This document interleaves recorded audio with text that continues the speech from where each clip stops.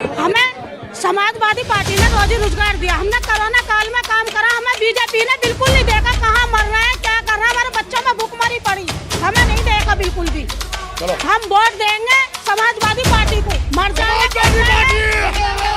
कहना चाह रही हूँ, इस सरकार ने हमारी आंखें खोल दी हैं और हमारे रोजगार अब हो गए हैं, पर हमारे लिए अभी तक पक्का नहीं करा गया है और हम आंखें बिछाए बैठे हैं कि हमें पक्का कराया जाए। जो हमारे बच्चे बेरोजगार हैं उनको रोजगार दिलाया जाए, पेंशन वालों को पेंशन दिलाई जाए।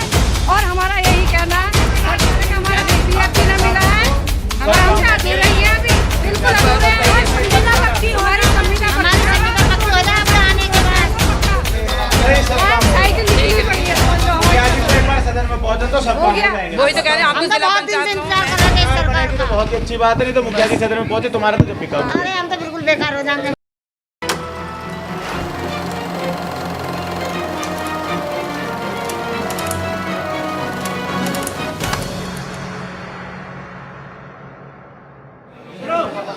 यहाँ उपस्थित मंचासीन सभी सम्मानित, नाम लूंगा तो कई लोग हैं, मैं नाम ले सकता हूं जो हमारे ही साथ के लोग हैं।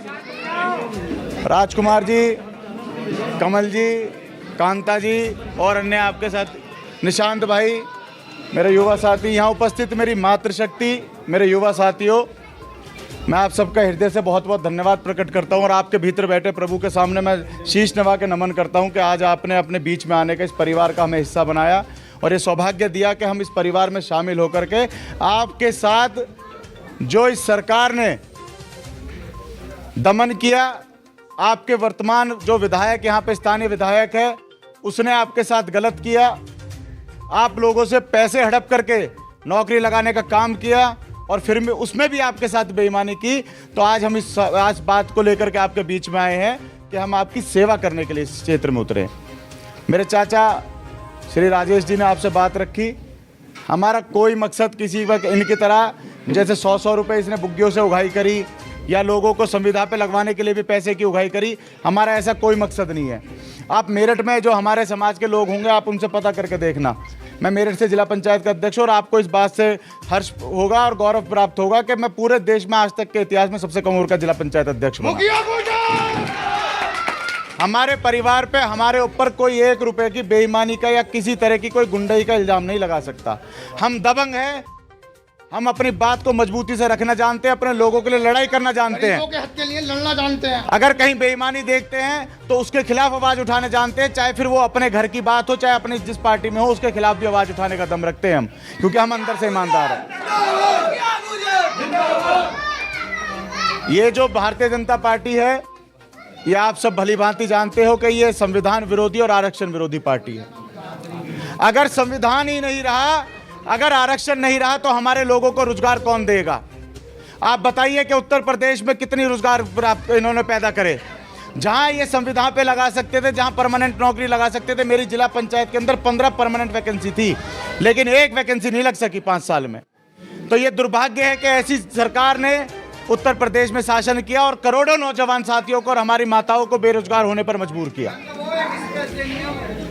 आप जब ये सरकार को जब चेंज होगा, जब आप उत्तर प्रदेश में समाजवादी पार्टी की सरकार बनाएंगे, और वो जब बनेगी जब आप अपने यहाँ से अपने विधायक को समाजवादी पार्टी के सिंबल पर जिता करके सदन में भेजने का काम करें। आप तो हमारे उस पूजनीय पूर्वज वाल्मीकि के वंशज हो, जिन्होंने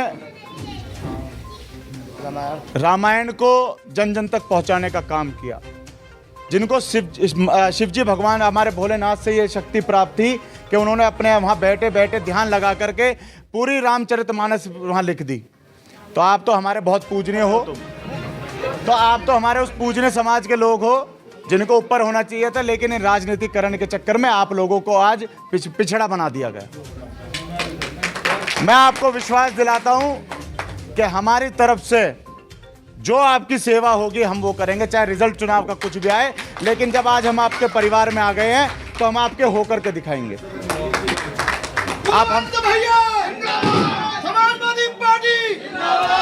आप हमारा साथ दें।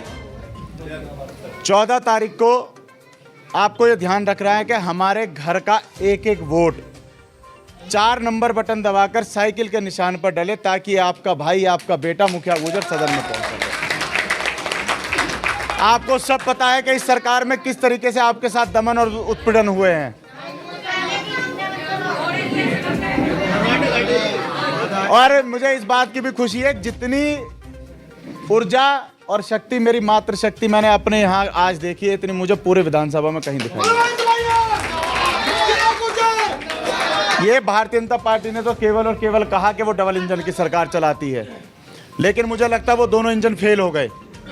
आपको इस हसनपुर विधानसभा के अंदर डबल इंजन क्या होता है, किस तरीके से वो काम करता है, ये आपको जब पता चलेगा कि जब सरकार बनने के बाद बाप की भी आपकी सेवा करेगा और बेटा भी आपकी सेवा करेगा। मैं आपसे निवेदन करूंगा, आज मैं अपने परिवार में आया हूं, जब जब आप हमें याद करोगे, आज तो वोट मांगने आए और मैं आपको ये वादा करता हूं कि जब आप चुनाव जिता करके मुखिया जी को सदन में भेजोगे, मैं धन्यवाद करने भी आपके बीच में इस तरीके से। आपसे बस हाथ जोड़ करके निवेदन ये है कि आप हमें अपना समझे, आज से मान ले और हमें अपने परिवार का भाई बेटा कुछ भी समझते हुए हमारे साथ जुड़े और 14 तारीख को अपने घर का, अपने जानकार का, रिश्तेदार का, यार का वोट 14 तारीख को 4 नंबर का बटन दबाकर मुखिया गुजर को साइकिल का बटन दबाकर विजयी बनाए और अपना सदन में पहुंचाए। मैं आप सबका हृदय से एक बार फिर से धन्यवाद करता हूं। मुखिया गुजर, आप सबका बहुत बहुत धन्यवाद। जय हिंद। धन्यवाद।